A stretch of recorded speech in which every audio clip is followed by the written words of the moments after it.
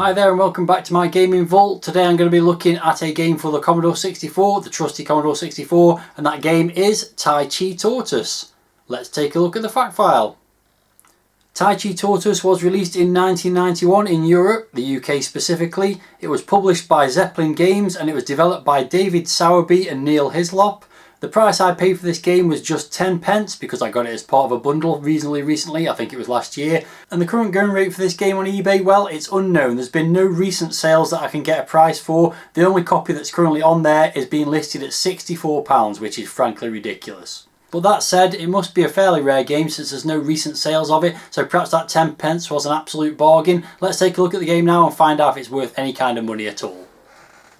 As always then, let's take a look at the packaging for this game. Pretty nicely presented with the Zeppelin Games logo at the bottom, Tai Chi Tortoise logo at the top there, nicely drawn. And the image seems to me like some kind of 3D rendered image. It kind of looks like bad PS1 graphics really, sort of. But yeah, it's not really a photo, it's some kind of rendered graphics, I think. Anyway, it's got the tortoise jumping out of the packaging, I suppose you'd say, jumping through a wall. And on the spine we've got the Tai Chi Tortoise logo, nice purple backdrop on this particular packaging by the way. And on the back we've got some screenshots. You can see it's a platform game and the description, very small, I'll try and zoom in and read that. In the far off land of the rising sun, only the most dedicated master of the ancient martial art of Tai Chi, a discipline so precise that only the strongest do not falter. So when the oppressed need help, there is only one breed of hero to turn to. Okay. The evil henchmen of Ratatouille are afoot, spreading fear among the denizens of downtown Tokyo. The streets are no longer safe at night and the militia are powerless. There's militia in Tokyo. Only the lightning reactions of the Tai Chi Tortoise master can free the people. But will that be enough to save the day? I guess we'll find out when we play the game. Quick look at the cassette then. As you can see, pretty bland, just printed onto a black cassette with white text, Tai Chi Tortoise and the Zeppelin logo to be fair, and that's on the opposite side as well. So let's move in now and take a look at the packaging in more detail, at the instructions I mean. We've looked at the packaging of the outside. So anyway, we've got the Commodore loading instructions, a lot of space taken up on the inlay for the loading instructions there, and we've got a tortoise asleep at the bottom there, random. Inside we go then for the instructions, and we've got the history of Tai Chi tortoises. I'm not going to read through all this, there's a lot of information there. But basically, Tai Chi Tortoise, well, you can see where they're going with this. What was popular at this point in time? Ninja Turtles. And if you can't have a Ninja Turtle, why not a Tai Chi Tortoise? Anyway, moving on. It says, most recently, they appeared in Paris to foil the theft of the Mona Lisa. The clever thief had convinced security guards that the Da Vinci painting under his arm was just an extra large souvenir postcard. Okay. The thief was apprehended by a Tai Chi Tortoise, alerted by the villains giggling as he bounced down the gallery steps. Yeah, too much backstory here.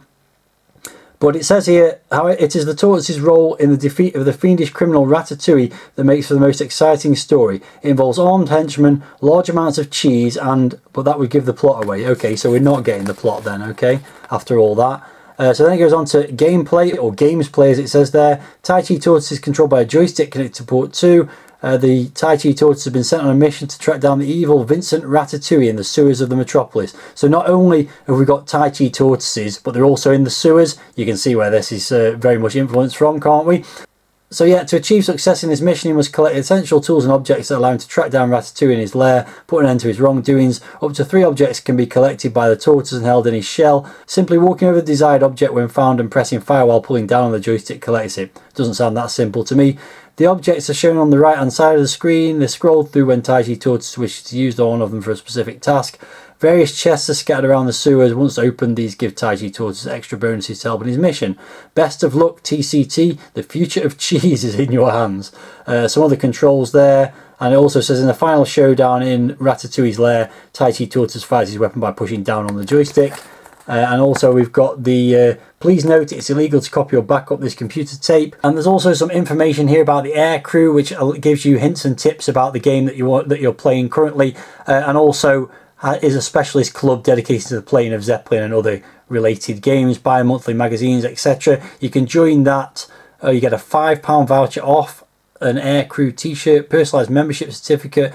For further information, send details to that address there, but it doesn't actually tell you how much it costs, strangely. And that's about it. So there's the packaging. Spent way too much time looking at that. Let's move on to playing the game. Here we have the loading screen for the game then, and it's pretty much a recreation of the cover art. You've got the tortoise blasting through a wall, or punching through a wall I suppose. He's not blasting, he doesn't have a gun. You've got the Tai Chi Tortoise logo at the top left there, which is nicely done. Then you've got the credits for the game, code by Dave Sowerby, graphics by Neil Hislop, music and FX by Adam Gilmore, and the Zeppelin Games logo in the bottom left there as well, and some copyright information. So yeah, pretty functional title screen, but nicely presented. Okay, so the game's loaded. Here is the title screen. We've got a very flashy, throbby Tai Chi Tortoise logo, which is nicely done again, much like the one on the loading screen. The same credits from that loading screen as well, and just the one option, which is press fire to start. There's nothing like a high score table or anything like that in this game. It's purely this title screen, again with the copyright information at the bottom there as well. And we've got some music in the background, which is pretty nicely done by Adam Gilmore, as it says here on the screen. I think it's just actually looped back to the beginning at the moment, so this is just like an opening bass line. And in fact, I don't really know why I'm letting it play for too long, because it's the same music in game. So let's press fire and start. So here we go then. You do get a score in game, but you don't record that as a high score, so that's not great on the presentation side. So you're probably wondering right from the start, where the hell is the Tai Chi Tortoise? Because at this point in time he blends right into the background. But if I move, I'm there on the left. Look, there I am, hiding amongst the bridges. Not intentionally, I don't think. I think that's just some bad clash of the colours in the background with the foreground graphics. There's a number of enemies bouncing around. Any contact with those will reduce your energy, which you can see is represented as a nice sort of heartbeat bar on the status bar at the bottom there, kind of vital signs. You can also see that I've got 5 lives. I've also got 60 points. Not really sure why, I haven't done anything yet. There we go. Backgrounds are pretty nice. I don't know where we are, some kind of oriental landscape I guess that's supposed to be. There's a variety of enemies moving around as well, and there's an object to collect there. But first I'm going to go to the left. Now on the left here you can see some kind of monk or holy guy or whatever guarding a temple, and there's also a hook there that you could pick up. But what I found from playing through this is that if you pick that up now, it's going to lead to problems later on, so I'm going to leave it there. There's also some different enemies shown on this screen. We've got some, well, a cloud moving backwards and forwards, flashing lightning, and also what looks like a little dinosaur, which would be odd for, I presume this is supposed to be Japan or somewhere like that. Maybe it's supposed to be a Commodore dragon. Anyway, let's move on. So yeah, basically it's there's some action involved, jumping and the like. I've just picked that object up, which was a chest. Chests have either a good item like points or an extra life, or they have a bad item like a bomb in, which will blow you up if you stay too close to it. So yeah, it is somewhat of an action platformer, but it's also puzzle based. You've got to pick items up and use them in the right place. So it's probably a bit like a Dizzy game really, but with less annoying jumping. Jumping is just normal. So in terms of movement, you've got left and right to move left and right. Fire jumps, but fire also picks up items, and you have to push down when you're near an item and press fire to pick it up, which I'll do in a second when I get past. Actually, the easiest way to do this is to drop down here. I don't know what these enemies are supposed to be. They're just kind of like things running around with the mouths open, not very fitting to a sort of a game where most of the enemies and characters are actual real things like tortoises and birds and stuff like that. You've just got these weird characters that they're doing what they're doing. I'm doing a terrible job of jumping up here. So what you might have noticed already is whenever you go off a screen and come back to it, all the enemies respawn at the original starting points. There's a cross there. I think I need that later. I have played this a couple of times to work out some of the ins and outs of the game, so that I'm not losing a load of health and lives just with trial and error basically. So yeah, you've got to make your way across these platforms. That was an extra life I think, so that's good. Yeah, it was. You've got teddy bears jumping up and down there, ninja teddy bears no less. So I've picked up so far a scroll, a cross and a mug of water. All of those I'm going to need at some point during the game, I've worked out from the previous plays. So as I mentioned, that music carries on during the background. It's not particularly long tune, there's no option to switch it off and instead have sound effects, it's music, or actually you can't switch it off at all, I don't think. So if you wanted to have no music, you just have to mute your television. Anyway, so now I'm going to swap this scroll for this hook. The hook I don't think I actually need anywhere, but what you might have seen is that something blasted out of this monk guy. Now something has changed elsewhere in the landscape, so I will now go and find that thing and show you. So there is a bit of backtracking as befits these kind of games. It's not entirely obvious what all the objects are for, but it's a bit sort of trial and error. So what's happened is a hole's opened in the ground here, which I can now drop through and get into the sewers, which is where some or possibly all of the rest of the game takes place. I'm not entirely sure. Oh dear, dropped all the way down there. The jumping is a bit flaky in places. You'll think you'll made it to the opposite platform and you'll miss and drop down. It's not too bad. It's a bit floaty as well, the jumping. Well, that's a bomb there, so yeah, if you stand near that it'll blow you up. Don't know if you lose all your health then, or if you just lose a bit of health. Where do I want to go now? Over here, I guess.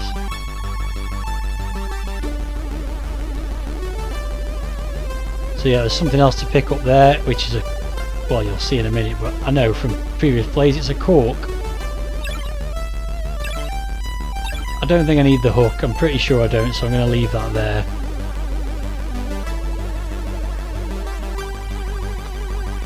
So yeah, well, now you're in an area with ladders, you can use the up and down to move up and down the ladders. One annoying thing though, if you get to the top of the ladder and just close to the top and push right, you'll just fall off it. So you have to make sure you always get right to the top. There are some places where you'll go onto screens and you've got no chance of not avoiding the enemies. Most places it's okay, but as you can see, as I was mentioning, those enemies respawn in the same place, so it's quite easy to lose health by just walking into an enemy that you weren't necessarily expecting would be in the place it was when you reappear on a screen.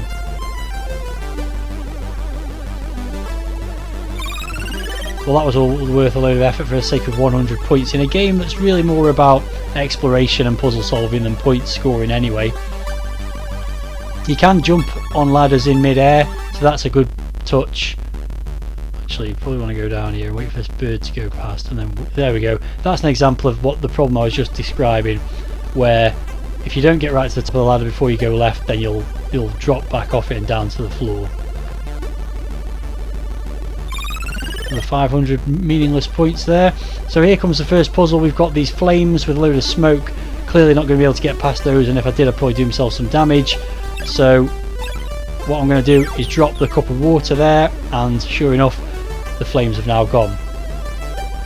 Let's move on. Oh, there you go. See, I walked straight onto the screen there, materialised with a bear dropping on me and lost a life. But overall I'm not doing too badly so far, so I'm not too worried about it all at this point.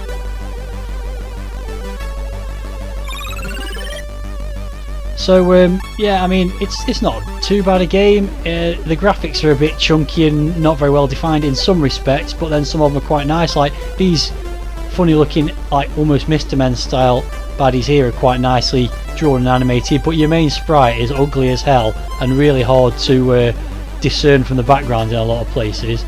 So yeah, it is a bit strange. I lost another life there, something killed me straight away. That was not very fun. Let's try that again. So if you drop the cross there, all the objects stop moving around. It's some kind of haunted cave or something. You only find this through trial and error.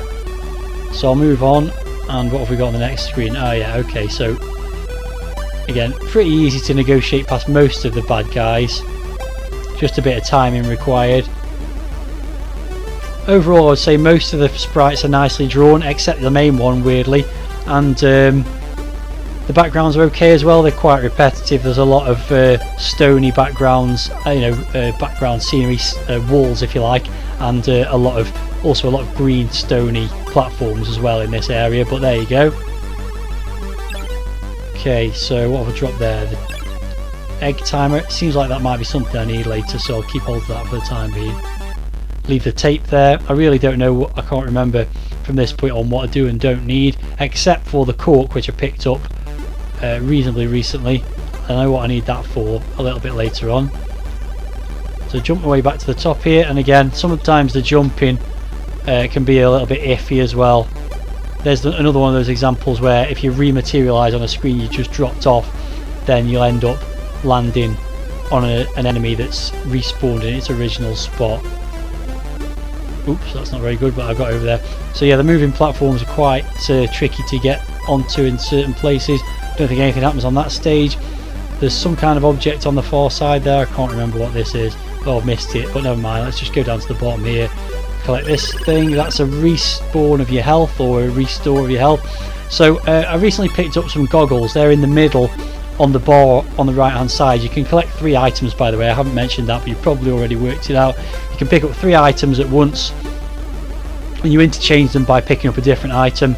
So I've got goggles in the middle there, and I need those because now I'm going underwater, because for some reason I'm a tortoise but I can't go underwater without the goggles, or not for very long anyway.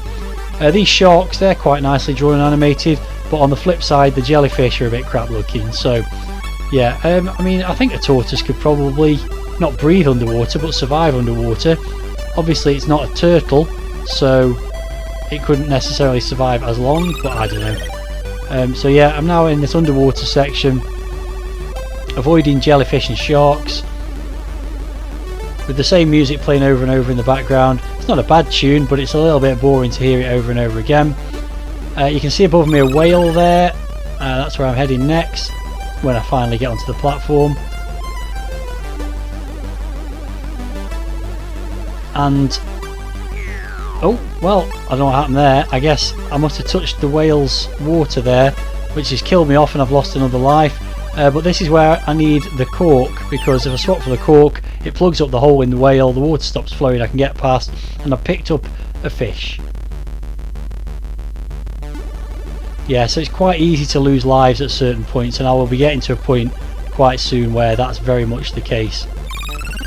Could do with some extra lives from some of these power-up chests, but I'm not getting any luck there. It is luck, I think, whether you get them or not. So I've got a few different directions I can go here. I can go up, I can go to the right. Let's go to the right first.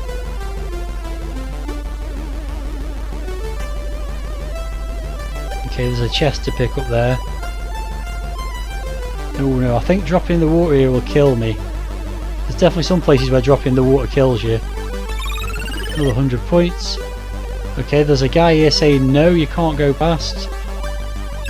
I picked up a ball, dropped the goggles. Not sure if I still need the goggles. Let's leave the egg timer there. In fact, let's leave the fish there for now. Clearly I need something to get past this guy. Oh yeah, he kills me. Yeah, that's annoying when you don't know whether it's going to kill you or not. I probably should have guessed. So I'm down to 2 lives now.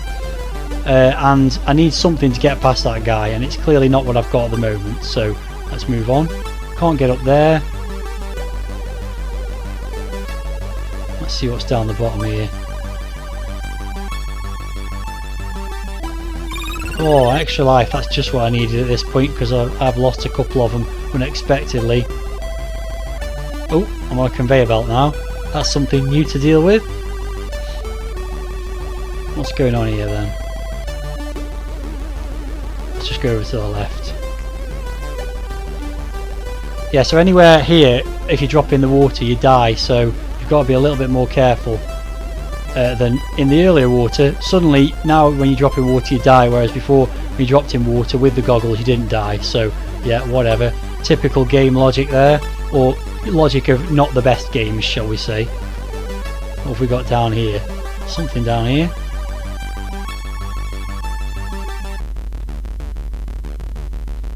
Lots of repetitive enemies. There's not too many enemies. I mean, I guess you'd expect that because I think the game's in a single load, so it's not got a huge amount of memory to use on lots of varied enemy types. So the ones that are in it are pretty good, I would say, for the most part. They're nicely animated, even if some of them aren't particularly nicely drawn.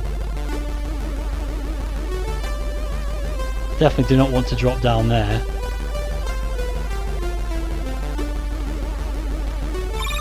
Another 500 meaningless points. And okay, there's something to collect over there.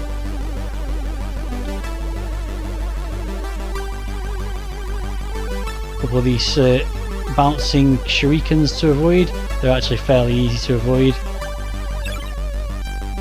Drop the ball again. I don't know if I'm going to need it later. I might end up regretting that and coming back for it later on. Oh, that would have been close. And now I've got to make all my way back. So yeah, but oh, see, that's really annoying. I've hit the ceiling there and dropped down to into the water and died, lost a life. That is really quite annoying. Managed to do it right this time, but you've got to be careful in some of these spots, otherwise stuff like that happens. Let's carry on across the top there. Something to pick up there, some kind of a, well, I don't know what it is, so we're going to see what it is. I don't think I need these goggles anymore, so I'm going to take the risk and drop those. Picked up a cog. Maybe there'll be a machine that I need that in later on. So yeah, I've got to make my way all the way back now. I wouldn't say it's a terrible game. I'd say it's a pretty reasonable budget game. There's quite a bit of depth in it. You're definitely not going to finish it first time, I suspect. Well, I know I'm not. So, you know, it's got some replayability in it. Oh, I could have done with another extra life there. I'm going to go back to the top and see if I've managed to pick up anything that'll get me past that guard before I run out of lives.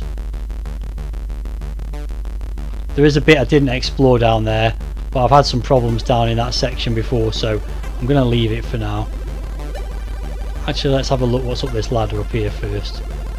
How many lives have I got left? I've got a couple left. Might be an extra life in here? No, it's a bomb. I think the bombs are always static as to where they are. Okay, I'm not getting past that, that's for sure. There's an egg over there as well. I don't know what I need that for, but I'll leave it there for now, I think. Yeah, I'm definitely not getting past that. Probably need to put something there to stop that. I wonder if any of the things I've got will stop it.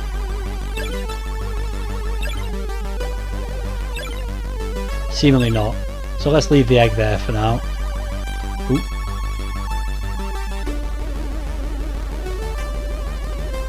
So yeah, as I was saying, I think it's a pretty decent budget game. You know, it's nothing special, but if you like those Dizzy style games, I don't think it's any worse than those for the most part. At least it was designed for the C64 rather than being a port of a Spectrum game by the looks of it. So that's a good thing. Let's see if I've got something to get past this guard now. Oh yeah, I have. I've given him a coin. Hopefully I can walk past him without dying now. Yep, I can. And away we go a bit further into the game. This is as far as I've got. I've never got this far before. I've always died before I've collected the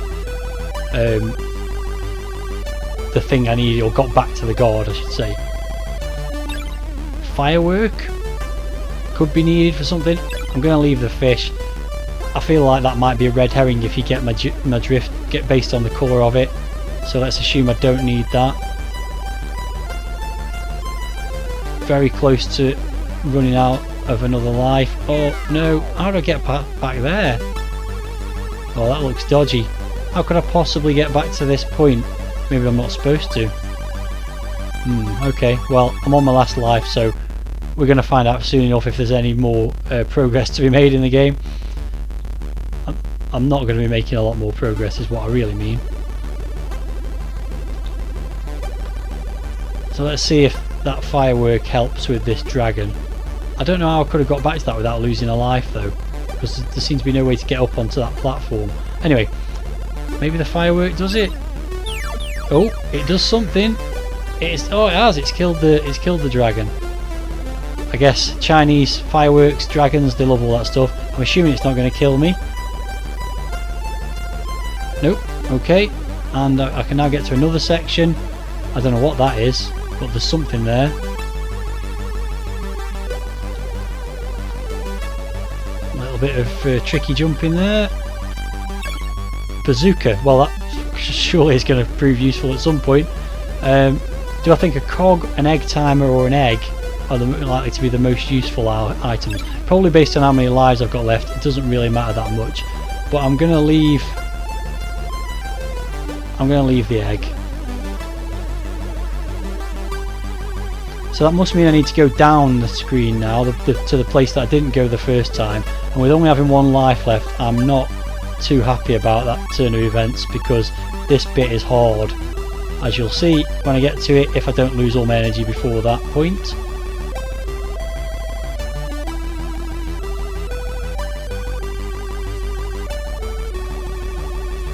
Yeah, so this bit here, you've got to drop onto this platform below without dropping into the water and then get over to the right hand side.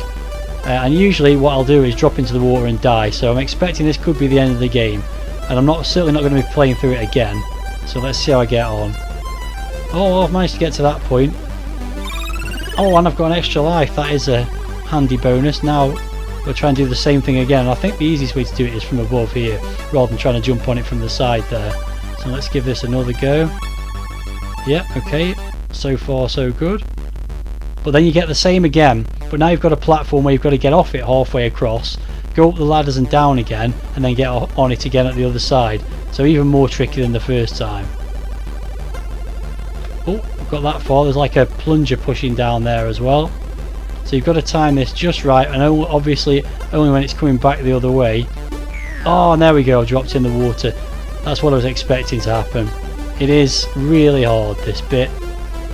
And there we go again, and that's game over now, I think. Yep, that's just annoying. When you get to that point, I suspect that means I might be getting relatively close to the end of the game, because it gets very difficult at that point.